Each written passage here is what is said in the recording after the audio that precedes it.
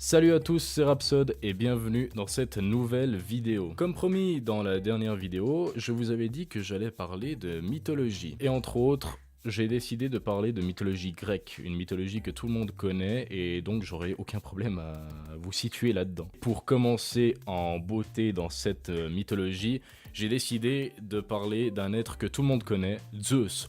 Le papa des papas, le dieu des dieux, le roi des rois, tout ce que tu veux. Zeus, c'est la puissance à l'état pur, c'est un shoot de testostérone de ouf. Alors Zeus réside sur l'Olympe dans un palais qui a été construit par son fils Héphaïstos, qui est entre autres le dieu le plus dégueulasse de la mythologie grecque. Mais pour mieux vous parler de Zeus, on va commencer par le départ. Si vous voulez, au début, il n'y avait rien. Juste l'obscurité. L'obscurité engendra le chaos, qui de lui-même engendra Gaïa, la déesse mère. Et par la suite vint Eros, c'est le souffle, si vous voulez, qui insuffle le désir chez les êtres. Gaïa va engendrer Ouranos, qui va s'unir à elle, si vous voulez. Donc en gros, oui, le fils va coucher avec sa mère.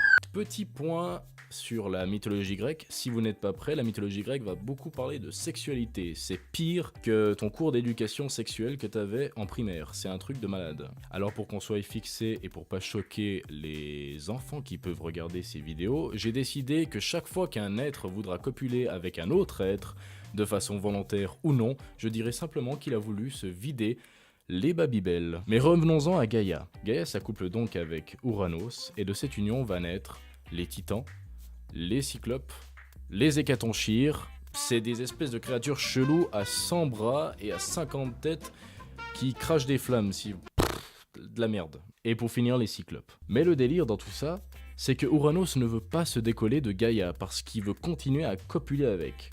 Et malheureusement, avec ce désir, leurs enfants ne peuvent pas s'échapper. Ils sont bloqués, si tu veux, entre les deux. Très chelou, très chelou. Personne ne fait rien, sauf un. Et il s'agit de Cronos. Donc Cronos va voir sa daronne et lui expose la situation.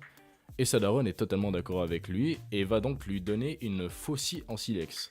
Tu vas me dire, mais pourquoi une faucille en silex, putain de merde? Ah bah tu vas voir, ça va être un truc de dingue. Le but de cette faucille est tout simplement de couper le tuyau à Babybel d'Ouranos. C'est de la merde. Donc Cronos coupe le sexe de son père, qui va s'éloigner par la suite de Gaïa et donc lui laisser l'espace pour que ses fils puissent sortir. On dit aussi que la pluie représente simplement les larmes d'Ouranos de ce moment déchirant et nostalgique. Cronos donc règne en maître. Il va épouser sa sœur, Rhea, qui va lui donner plusieurs enfants, mais c'est sans compter sans Gaïa, sa mère, qui va lui dire que s'il engendre un fils, il va lui succéder au trône. Donc Cronos va se mettre à bouffer ses enfants, une sauvagerie de dingue, de taré. Alors tu vois, le type va profiter de son buffet à volonté chaque fois que sa femme Rhea va mettre au monde un enfant. Mais Rhea va en avoir marre de cette situation, et au moment où elle va sentir qu'elle va avoir Zeus, justement, elle va se barrer en Crète. Elle va le confier à des nymphes qui vont le nourrir et l'éduquer jusqu'à ce qu'il devienne suffisamment grand pour se venger de son père. En l'occurrence, Zeus va se faire nourrir par la célèbre nymphe chèvre Amalthée. Quand Zeus arrivera au pouvoir, il n'oubliera pas cette nourrice qu'il ne tardera pas à hisser dans les étoiles pour qu'elle devienne simplement la constellation du Capricorne. Puis il donnera une de ses cornes aux nymphes justement, et cette corne n'est autre que la corne d'abondance. Alors Zeus est en Crète, gardé par les nymphes, et pendant ce temps-là, justement, Rhea va retourner voir Cronos. Mais Cronos sait que Rhea a mis au monde un enfant, et justement, il veut le bouffer, et voilà, normal. Mais Rhea, tu vois, elle est maligne. Elle a mis une pierre à la place de Zeus, emballée dans des langes. Et donc, Cronos va gober ça comme une grosse tarte. Voilà, comme une grosse tarte, j'ai pas trouvé mieux. Mais pour cacher les bruits que faisait Zeus, Rhea a donc décidé de mettre devant la grotte où il se cachait les curettes. Les curettes, si tu veux, c'est des démons qui font des danses guerrières pour cacher les pleurs ou tout simplement les bruits que ferait Zeus quand il grandirait. Par la suite, Zeus va grandir et donc son esprit de vengeance par la même occasion. Il va alors rencontrer la déesse Métis, née de Thétis et d'Océan, qui est autre que la déesse de la ruse, et qui va alors lui donner une solution pour vaincre son père, Cronos. Elle lui dit alors de lui donner un émétique. Donc Zeus part chercher l'émétique qui va lui être donné par sa daronne Gaïa. Zeus va voir son père, Cronos, en se faisant passer pour pour un échanson. C'est un garçon qui sert les boissons aux dieux. Cronos va donc boire le breuvage et comme prévu, il va vomir tous les enfants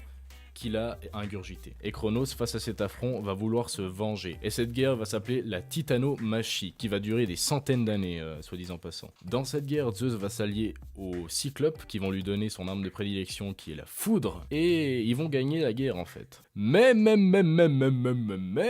Gaïa a quelque chose à dire. Gaïa va trouver inéquitable le fait que ses enfants, donc les titans, sont balayés du pouvoir comme de pauvres merdes. Donc Gaïa va balancer les géants sur Zeus qui vont déclencher la gigantomachie, une guerre qui va durer bien après l'arrivée des hommes.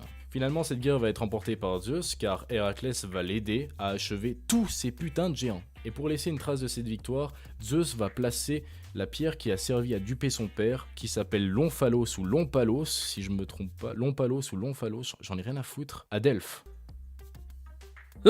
Mais Gaïa est toujours là, et elle est toujours dans le game. Et donc elle va copuler avec la région qui s'appelle le Tartare. Et de cette union va naître Typhon. C'est un être qui est tellement balèze que lorsqu'il étend ses bras comme ça, il atteint à la fois l'Occident et l'Orient. T'imagines un petit peu le délire. Et vous voyez, les dieux ils sont là, mais putain, mais qu'est-ce que c'est que cette merde? Donc ils vont tous se barrer en Égypte parce qu'ils ont tout simplement les jetons. Sauf Zeus. Zeus qui va rester combattre cette créature et qui va le défoncer littéralement parce qu'il va lui balancer l'Etna. Rien que l'Etna, l'Etna, tu vois, le volcan, la montagne, hein, l'Etna. Sur la gueule. Typhon est donc défoncé littéralement.